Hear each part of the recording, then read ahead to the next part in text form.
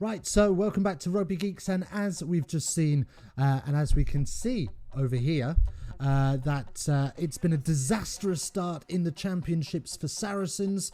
They lost in their opening game against Cornish Pirates, 25-17. Is it a disaster for the Saracens? Absolutely not. It's probably just a blip. Nothing too much to worry about there. They've got 10 more games to play in this championship, and even then they've only got to achieve second place to be in a 2-game playoff to regain their Premiership status. So Nigel Ray may be running to the cash point to fix the problem with a bit of money, but I would say this is just a blip in the road, and they've probably got another 4, maybe at a push 5 lives left in this championship.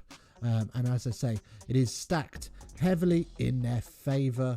No shockers there, really. But anyway, on to the Premiership roundup, the reason we're all here, and let's get into it. So Friday night kicked us off, Leicester versus London Irish.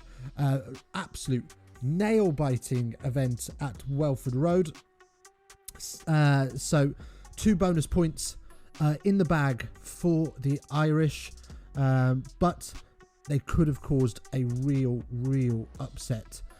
Despite being down to 14 men for 21 minutes and having 3 yellow cards in the game, it's really starting to show that discipline is a major issue in this league, and some key decision makers are going to have to start to look at things and start to change some processes, because it's just not working.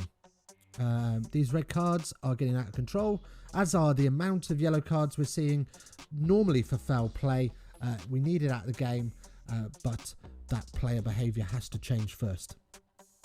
Anyway, on to the second fixture of Friday night, Sale versus Newcastle. Sale completely dominated the Falcons at the AJ Bell. Tries from Yard, Diego and Hammersley secured the win, 31-16. Defensively, they were absolutely on top, and Newcastle lost their possession in real key areas. Made a lot of visits to Sale's 22, but I don't know what went wrong. They just sort of spilled it at the line out, a little bit of white line fever, and they fell apart at crucial moments. On to Saturday, Bath and Exeter. Bath really looked like they could be in sort of holding on to a chance at half time, and everyone sort of thought the scoreline doesn't really reflect the game so far. Bath, they were giving the champs a lot to think about. Exeter really struggling to unlock their defence early doors,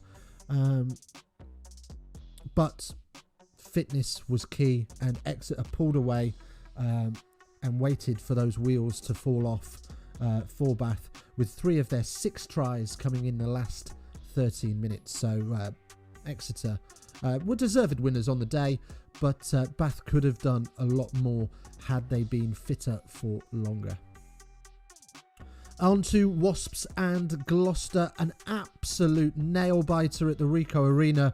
At half-time, Gloucester had absolutely run away with the game, 17-0, but having had a red card in the 27th minute, Gloucester were always going to be up against it, holding on, and Saracens managed to pile on 19 points in the second half and hold Gloucester to just 3.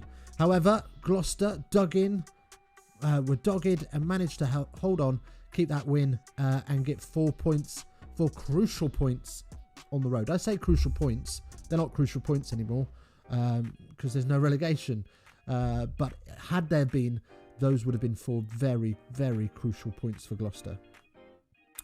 And then the final game of Saturday was Worcester-Bristol.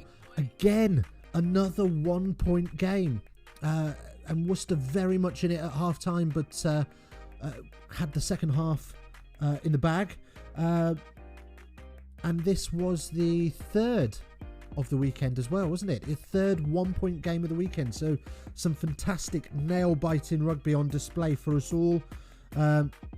Worcester, they could have won it if it wasn't for a late Bristol try in the 71st minute, if they were just able to find a way to hold on, but they have secured that bonus point. And again, if this had been a relegation season, they would have been bitterly disappointed to have not picked up the win there. On to Sunday's game, the big game of the weekend, Quins and Saints. Quins move up to third with their 37-19 victory after a bonus point win, being despite, may I add, being down to 13 men at one stage. Really a tale of the first half though, as the team struggled to trouble the scorers much in the second half. Just 10 points for Quins and the 7 for Saints in that second half. It was a final minute try for Quins though that really sealed the nail in Saints' coffin, denying them the bonus point, the losing bonus point, which would have stung all the more so. And that try was scored by Brett Heron as well, and converted by Brett Heron. Man of the match, Marcus Smith, for this final game. Did he do enough to break the England apprenticeship curse? Can he change Eddie's mind? It's not likely, is it? Let's be honest. As long as Farrell and Ford have breath in their body, poor old Marcus Smith is not going to be playing for England unless he gets some time off the bench on a Lions during a Lions tour season. As always, any touring side this year. I'm not sure England are touring this year, though, are they? But if England do tour this year, you can bet your bottom dollar that we will see a few of those apprenticeships come out the woodworks again and get some game time. We might look at that in the week, actually, the England apprenticeship curse. I don't know. We might do a video on that. Might be interesting. Might be a good little watch. Anyway, that was round 12. Next weekend, we are back with more watch-alongs. We are back to the Six Nations, so we will pick that up next weekend. Some good games in store for us there, so do join us. Do hit that subscribe button and the like button as well. It all helps, and don't forget to hit that bell notification, as you will be notified when we go live for those watch-alongs. Wouldn't that be lovely to see some new faces? Anyway, for now, my name's Dickie. This has been Rugby Geeks, and we will see you later.